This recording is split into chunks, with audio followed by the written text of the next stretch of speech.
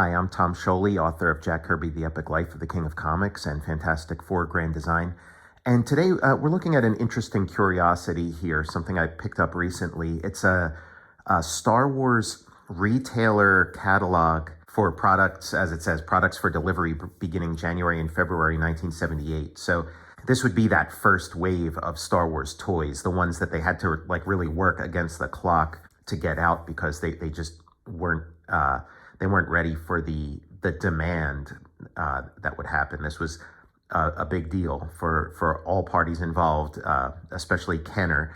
And we have this really nice painting by Tim Hildebrandt, classic painting you've probably seen a few times. I always like this logo that accompanies the toys and this sort of faux silver lettering, super nostalgic. This would be a catalog that the buyers for various stores would look at to figure out how much of these Star Wars characters that they're going to want to order, and ideas for how to display them, how to sell them. So look, this is like the first wave, and you can see some of the swords that slide out, the lightsabers that slide out with the little thin part at the tip. You have this Han Solo. Doesn't look to me like any of the Han Solo heads that I've seen that have made it to market. This is what you could get in the beginning. And we have the action stand, which would have these little things you could move back and forth to make the character sort of spin around, give a little bit of life to your display.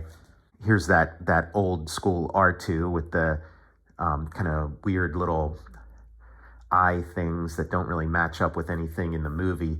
And then you'd twist his head and it would make this little ding ding kind of sound like a turn signal or something. Now, straight from the smash hit Star Wars movie, 9 exciting action figures, all in their authentic Star Wars costumes. All have movable arms and legs designed for great action poses, and they fit in other Star Wars action toys and spaceships. All figures on blister cards and come in display/shipping carton. Man, this stuff looks really fun. Imagine walking into a store seeing that.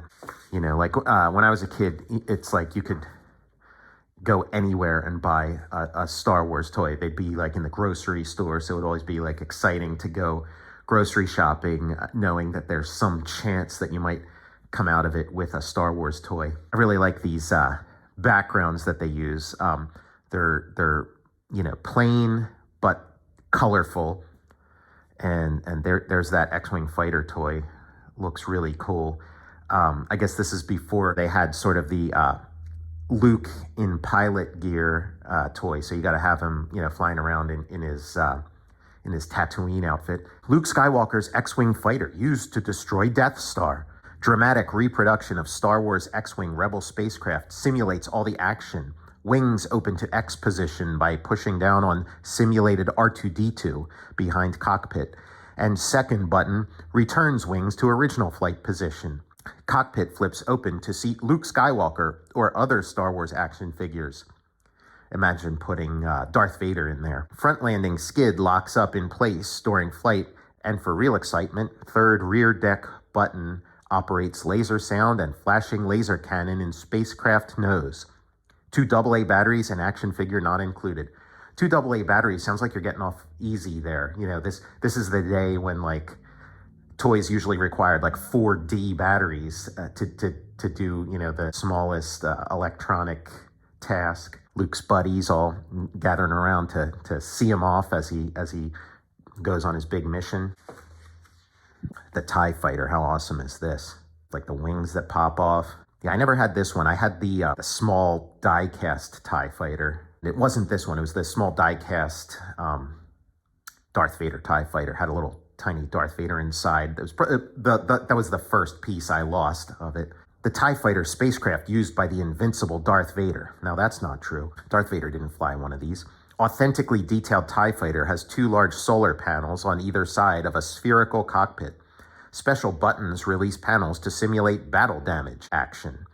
Hand-operated lever raises seat and escape hatch to allow child to seat Darth Vader or other Star Wars figures. For added play excitement, a dramatic red laser cannon lights up and emits a whining laser sound when rear deck button is pushed. 2 AA batteries and action figure not included. You can imagine having the TIE Fighter toy and then, one of the first things you'd do would probably have Luke or Han Solo get in there and steal the thing. Ooh, the land speeder. Now I had this, all these things had broken off. So that was that. But I have one now. I have one of the ones they released in the 90s and make up for lost time. Again, it has like a suspension simulates floating ride on spring-loaded wheels. Yeah, you'd have these little wheels that would pop down, and it had like a suspension that kind of gave it a little bounce so you could pretend it was hovering. I always loved when you could open things up and see all the little like electronic bits inside. R2 has to sit in there like cargo, and then the stormtroopers. These aren't the droids you're looking for. You can reenact that scene.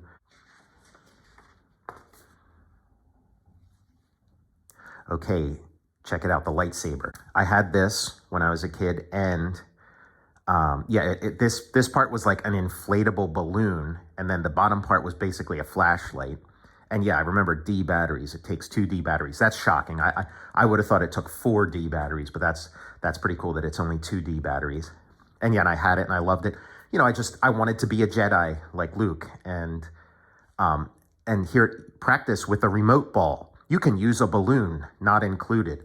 Now, I mean, look at what they missed out on. Like, how hard would it have been to print, some hexagons or whatever on a balloon and include it?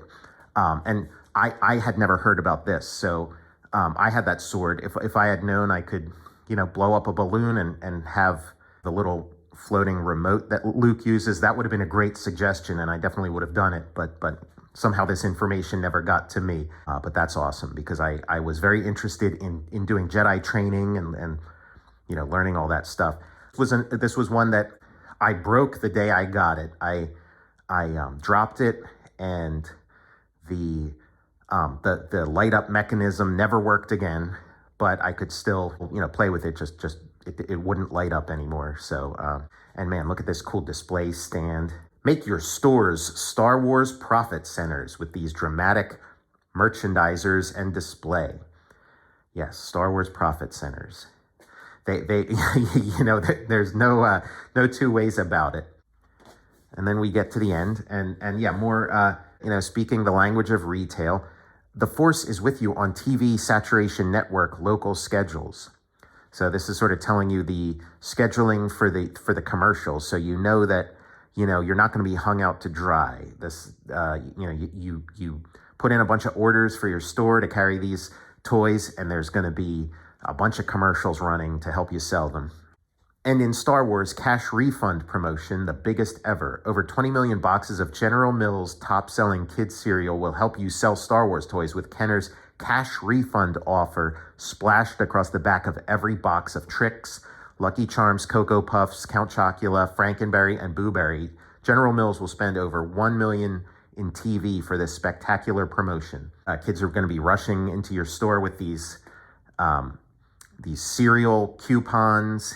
And yeah, you won't get the cash up front, but you mail those coupons in, and they're the next best thing to cash. You can get the cash rolling in from General Mills. Check this out: Kenner Products, Cincinnati, Ohio. New York showrooms: 1 Madison Square Plaza, 41 Madison Avenue. How cool must that have been, going to see a Star Wars toy showroom in the late 70s?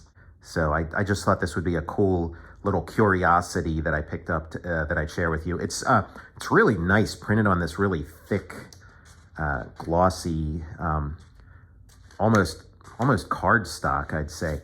Just a really nice piece. When I saw it, I snapped it up. Just for nostalgic reasons. I'm a huge Star Wars fan, and this was something I'd never really seen before, and I'm very into it. Takes you back. I'm Tom Scioli, author of Jack Kirby, The Epic Life of the King of Comics and Fantastic Four Grand Design, and I'll see you next time.